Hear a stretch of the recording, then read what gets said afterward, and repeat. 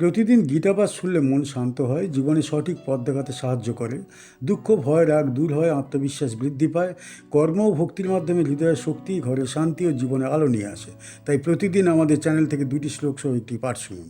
শুক্ল কৃষ্ণে গতি হিয়েতে জগত শাশ্বত মতে একয়া জাতীয় না বৃত্তি অনিয় আবর্ততে পুনঃ। শুক্ল ও কৃষ্ণ এই দুই গতি এই জগতের জন্য শাশ্বত বলে শাস্ত্রে মানা হয়েছে। এক গতি দ্বারা আত্মা পুনরাগমনহীন অবস্থায় পৌঁছে যায়, অপর গতি দ্বারা আত্মা আবার সংসারে প্রত্যাবর্তন করে।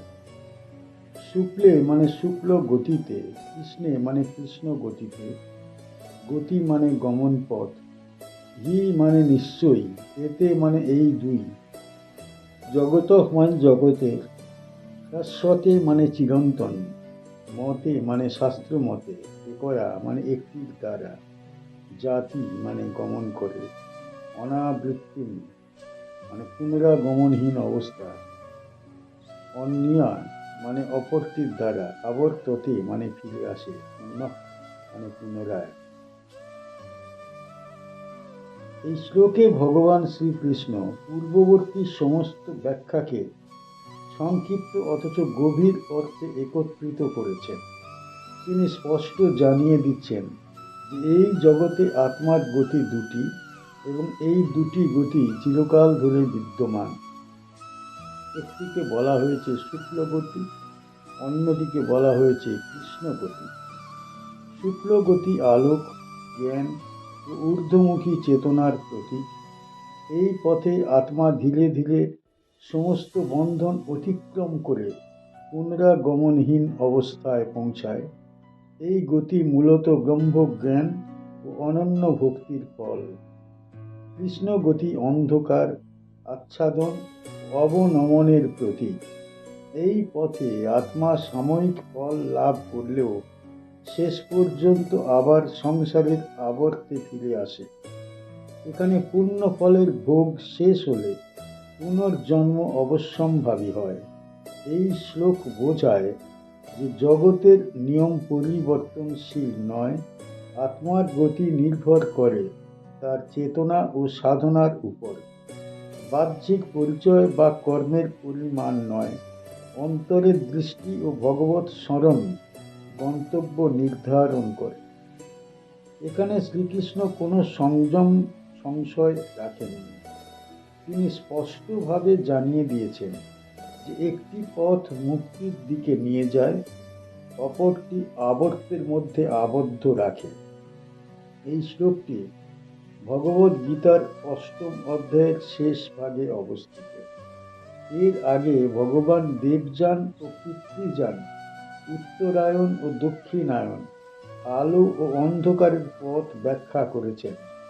এই শ্লোকে তিনি সেই সমস্ত তত্ত্বকে এক সূত্রে বেঁধে অর্জুনের সামনে স্পষ্ট সিদ্ধান্ত তুলে ধরেছেন। এই শ্লোক থেকে কি শিখতে পারি?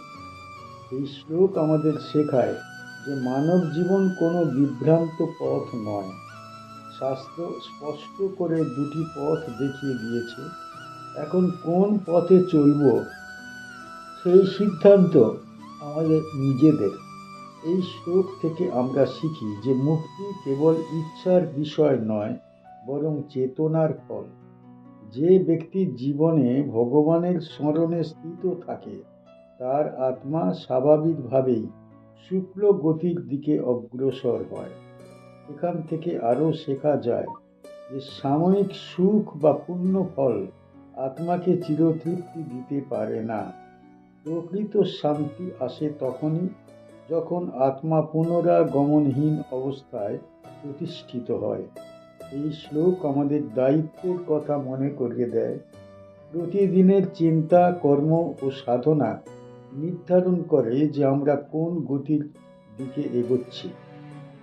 সবশেষে এই শ্লোক আমাদের শেখায় যে ভগবানের প্রদর্শিত পথ সুস্পষ্ট।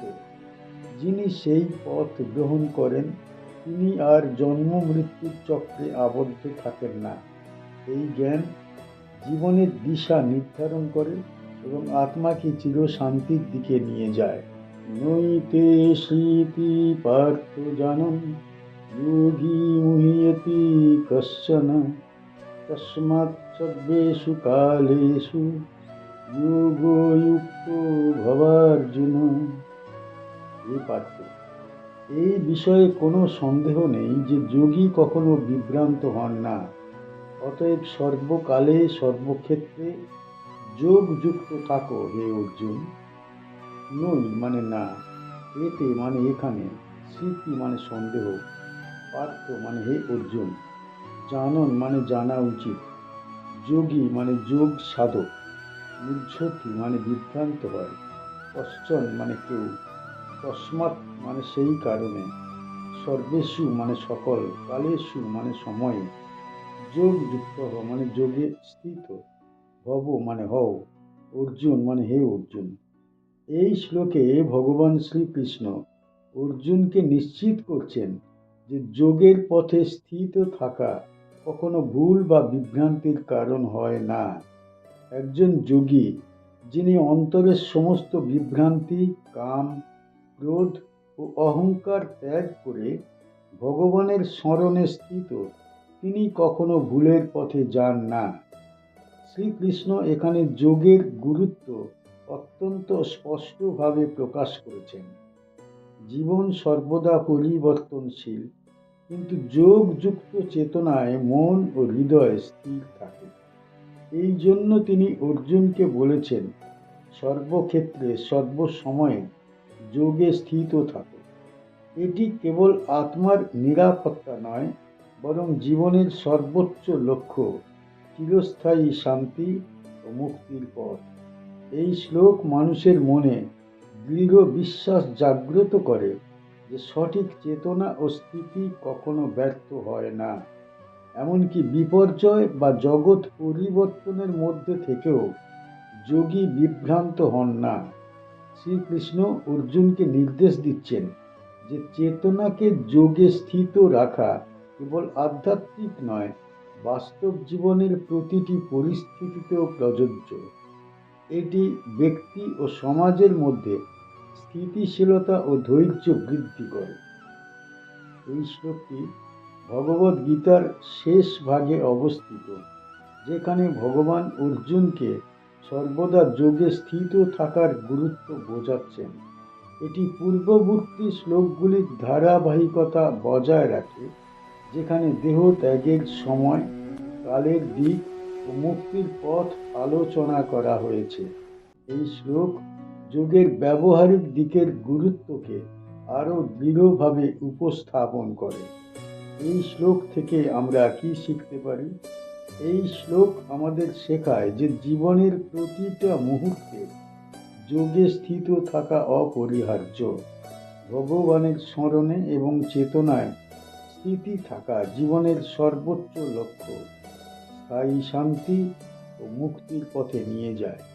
আমরা আরও শিখি যে যোগ শুধু আধ্যাত্মিক সাধনা নয়, এটি জীবন পরিচালনার নির্দেশিকা। যখন মন, বুদ্ধি ও কর্ম যোগে মিলিত হয়, তখন ব্যক্তি কখনো বিভ্রান্ত হয় না। এখান থেকে বোঝা যায় যে জীবনের প্রতিটি কালের মূল্য রয়েছে। সময় যতই পরিবর্তনশীল হোক না কেন, যোগের চেতনা স্থির থাকলে জীবন দিশাহীন হয় না। সবশেষে এই শ্লোক শেখায় যে চিরন্তন শান্তি ও মুক্তি অর্জন করতে হলে প্রতিদিন, প্রতিটি পরিস্থিতিতে এবং প্রতিটি মুহূর্তে যোগে স্থিত থাকতে হবে। যারা এই পথে অগ্রসর হন, তারা কখনো বিপথগামী হন না।